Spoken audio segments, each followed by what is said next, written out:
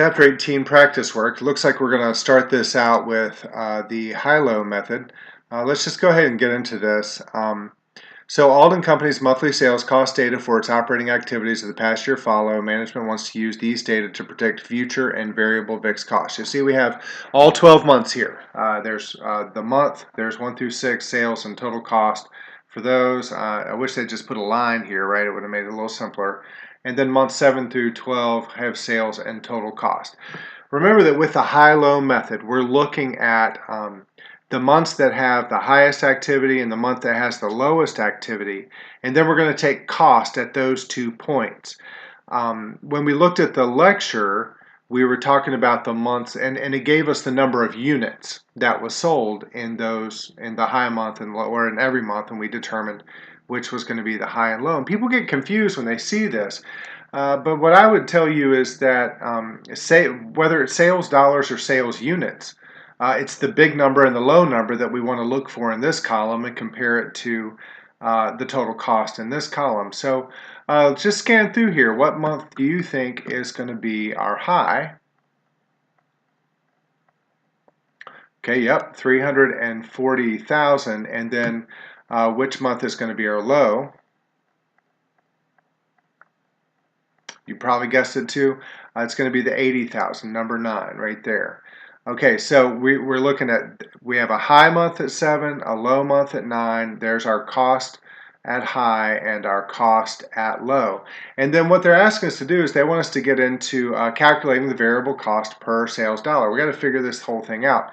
Well, what they're looking for here, and you know, if you ever pull these up on homework and you just start staring at it and go, I don't have a clue what they want, you know, that's why I give you the drop downs, right? So that you can kind of see that they're looking for something. If you go back and then say, oh, well, wait a minute, look at the formula. What were they looking for here? They want you to have the formula, change in cost divided by the change in volume, right? Well, what is the change in cost? What are they talking about? That's our cost at the high point minus our cost at the low point. And our change in volume is going to be our volume at high, right? Volume at high minus volume at low. Okay, well, don't we know what this is? Our cost at the high point minus our cost at the low point. What are they talking about? They're talking about 220,000 minus 64,000. You see that? Cost at high minus cost at low. 220 minus 64,000 is going to be 156,000. And then we take the volume at the high minus the volume at the low. Well, that's 340 minus 80, right? Does everybody see that?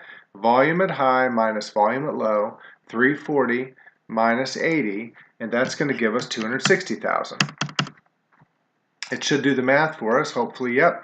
It said that our variable cost per sales dollar is going to be 60 cents. Okay, I like it. I think that looks pretty good. And it says, okay, well, let's figure out if we can determine what fixed costs are. Oh my goodness, how do we do that? Well, don't we know total cost at the high and total cost at the low, and for that matter, total cost anywhere else? And how do you get total cost? Well, you add variable cost and fixed cost together.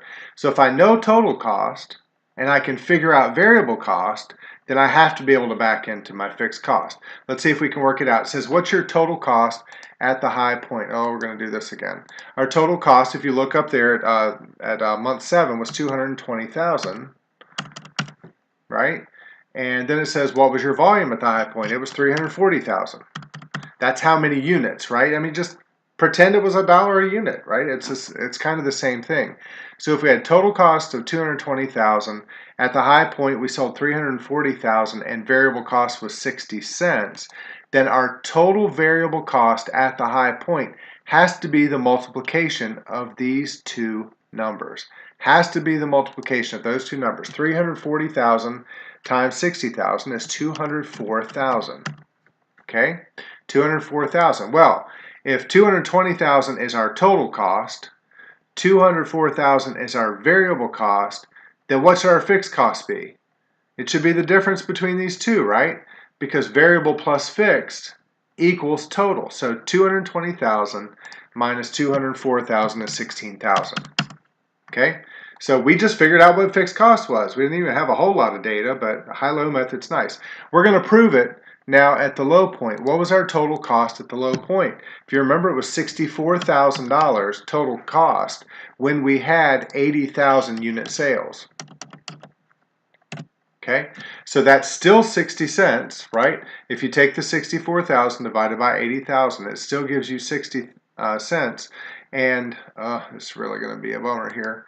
It's still going to be 60 cents if you take 64,000 minus 48,000, which is now variable cost at this level. Fixed cost is 16,000. It's exactly the same. Point well proven. Okay.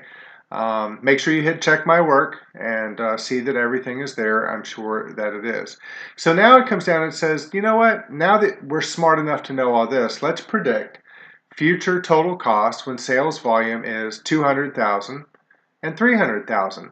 Can we do that? Absolutely we can do that, because now that we know how to figure out contribution margin, we know what variable costs are, we know what fixed costs are, which we didn't know when we started this, by the way. We had no clue what it was when we started all this. But now that we know that, now that we figured that stuff out, we can do all kinds of stuff. We can figure out all kinds of scenarios. So what they're asking us for here is the formula for contribution margin. Probably your first test right now. What is it?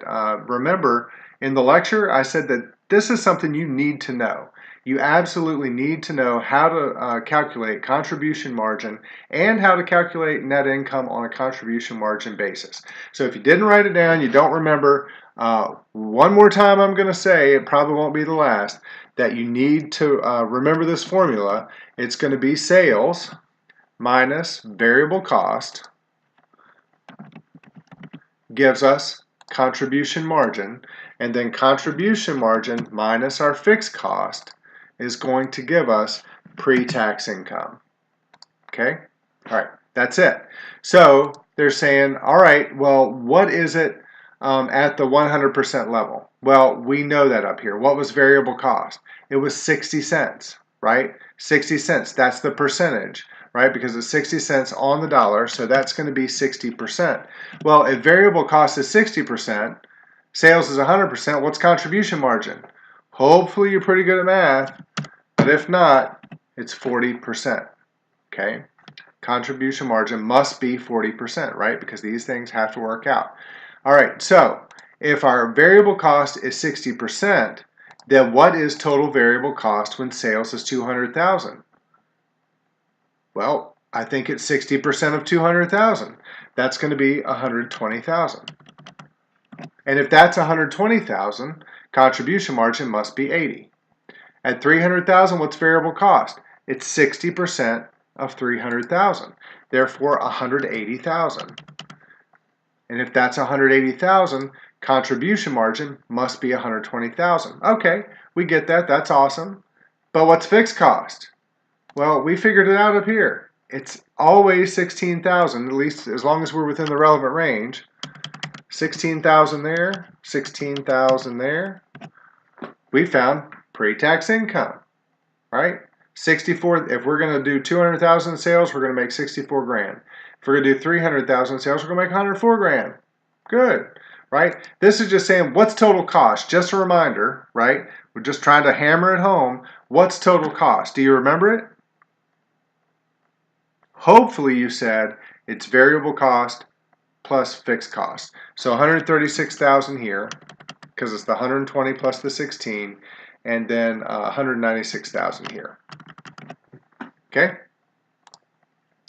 There you go. Make sure you hit check my work. Make sure you don't have any blanks. Says that the answer is complete and correct. All right, moving on to the next one. We're going to go on over to number 3 and number 4. It might take a little time to load up because my internet at home is really slow. Come on. It's thinking about it. I'm going to pause this while it does it. Okay, so questions 3 and 4. Totally different question. Let's see what's happening here. Praveen Company manufactures and markets a number of rope products. Management is considering the future of product XT, special rope for hang gliding, okay, that has not been as profitable as planned. That's why they want to take a look at it, right? Since product XT is manufactured and marketed independently of the other products, its total cost can be precisely measured. Next year's plans call for a $200 selling price per 100 yards of XT rope. Fixed cost for the year expected to be $270,000, up to a maximum capacity of 700,000 yards of rope. This is the relevant range. Forecasted variable costs are $140 per 100 yards of XT rope. It says estimate product XT's break-even point in terms of sales units and sales dollars. What are they asking for here? It says contribution margin. And do you remember the formula? Hopefully you do at this point. Sales less what? Variable cost. Okay? So let's see. Can we figure that out? Do we know what the sales per 100 yards is? Yep, there it is, 200, right? So 200.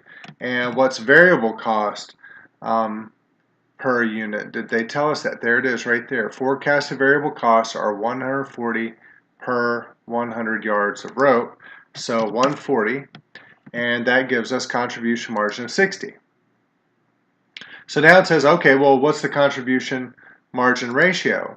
If you don't remember, we take the contribution margin per unit, right? We know what that is, that's 60, and we divide it by the sales per unit. And we know that that's 200. It's right there in the chart above it. So the contribution margin divided by sales gives us our contribution margin ratio.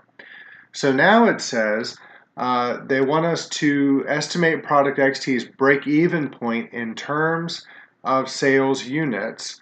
And then you'll see down here that they want us to do it in sales dollars. It's really the same formula with one small difference. When we want to do sales units, we're going to take fixed cost and we're going to divide it by the contribution margin per unit.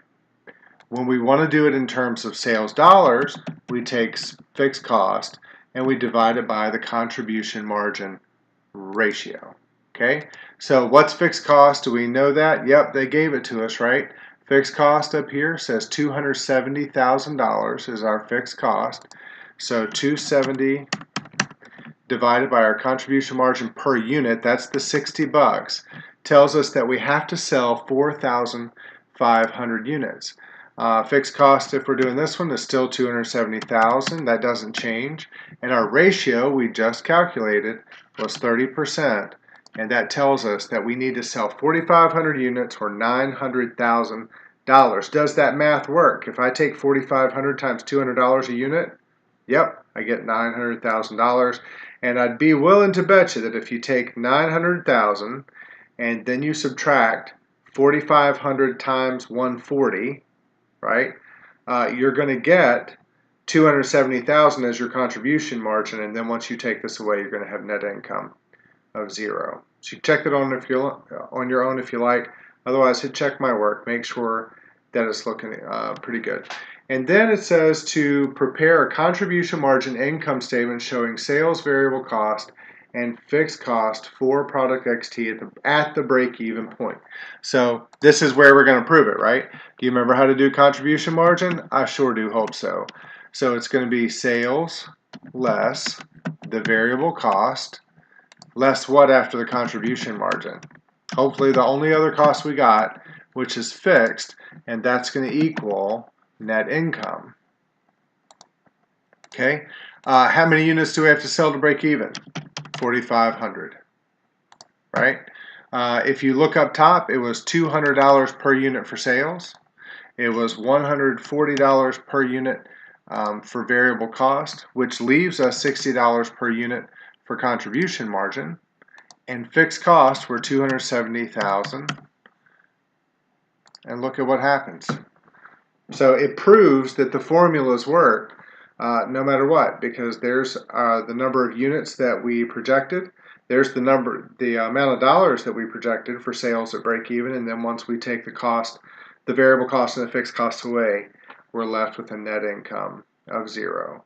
Again, make sure you hit check my work on all of it, and if all is good, go ahead and hit submit to get yourself a grade.